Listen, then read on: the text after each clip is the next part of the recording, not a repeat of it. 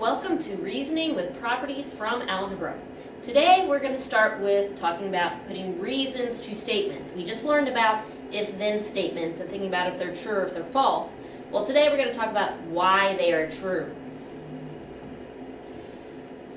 These first couple of slides are going to be very important that you do need to copy them down because these are going to be your reasons of why these statements are true.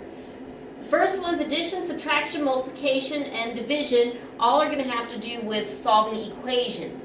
So if you have to add something to both sides to solve the equation, you have your addition property. If you have to subtract something to solve an equation, it's subtraction. Same with multiplication and division. We have the substitution property, which is, remember, just when you plug things in. If you're replacing something, that's going to be your substitution. These are also very important that you will use several times this year. Distributive property, again, when you're solving an equation, distributive property is when you just do the rainbows. Reflexive property is any time you have something equals itself. A equals A. Angle 1 equals angle 1. That's going to be a reflexive property. Symmetric, if A equals B, then B equals A. So same equation but flipped.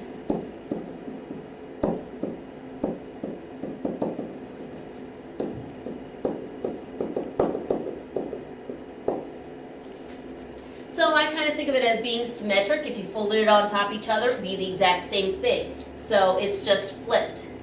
Then our transitive property, if A equals B and B equals C, then A equals C. So you're going to see they both equal the same thing in the middle. I take those out, and then so A equals C. That is your transitive property.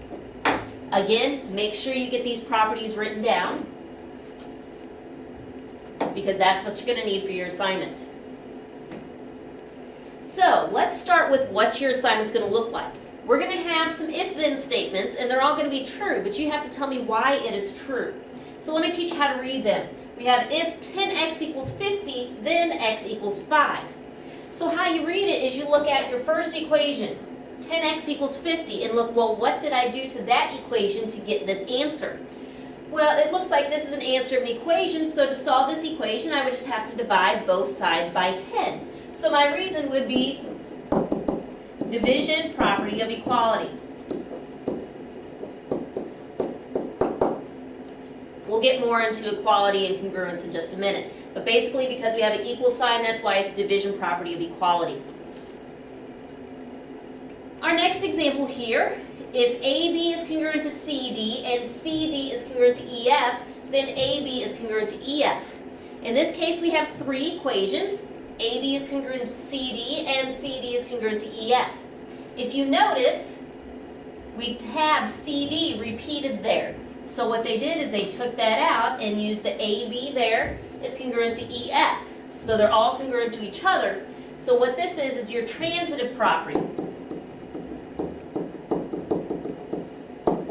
And this, because we have a congruent symbol, will be transitive property of congruence. Because again, we have a congruent sign instead of an equal sign. So transitive property, easiest thing to remember, is because we have three equations here. Our last statement here that I want to practice with you guys, if the measure of angle ABC equals 50, then the measure of angle ABC plus the measure of angle XYZ equals 50 plus the measure of angle XYZ.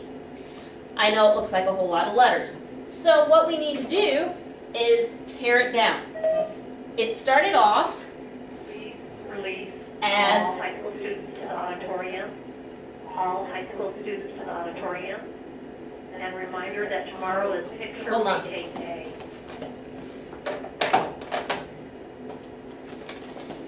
It started off as the measure of angle ABC equals 50. And then it changed into this big equation. But if you look, ABC is still on the left side, and 50 is still on the right side.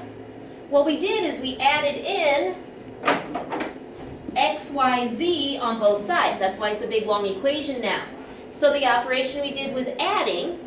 So this would be addition property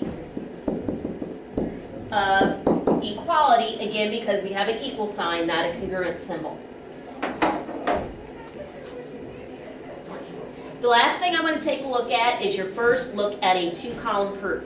Two-column proofs will be what you are responsible for writing the rest of the year. What I want you to know, if you know nothing else, your very first statement is what is in the given. So we're going to write down this equation. 60 equals negative 3 times 8x minus 4. And your first reason is always given. Because you will be told some information and then told to prove something. The proof statement will always be your very last statement. So we're not going to put this in the beginning, only whatever is after the given statement. Now from there, I'm going to go through step by step and show why x has to equal negative 2. So in this case, we start off with a regular equation. So we go through in this equation, I have to distribute. Now when you write a proof with an equation, you don't write down your work that you do on both sides. You write down what it looks like afterward. So in this case, it would turn into 60 equals negative 24x plus 12. And then now I need to write down basically what I just did. So the question for the reasons is, well, what did I just do? Well, I just distributed. So this would be your distributive property.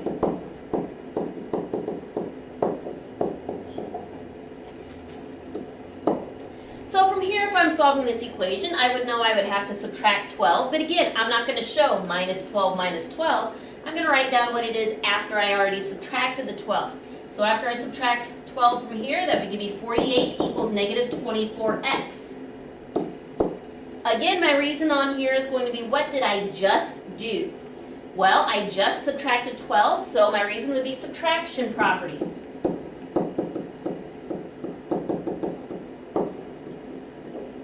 Please be careful if you want to short this down. Don't ever use SUB because that could also be substitution. Please use like SUBT or SUBTR for subtraction. To finish solving this, I would have to divide both sides by negative 24. So again, I don't show that I divide. I just write down my answer. So that would give me negative 2 equals x. And so since I had to divide to solve it, this would be division property.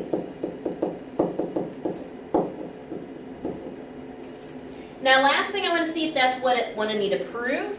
It's very close. I just have x on the wrong side. So I do have to have the last statement exactly what the proof is. So I have to change it to x equals negative 2.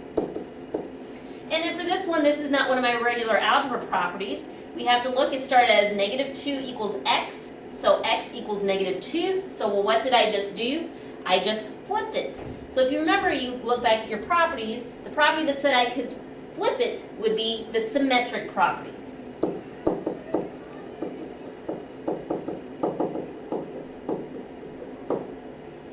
And that is your first look into what a proof is.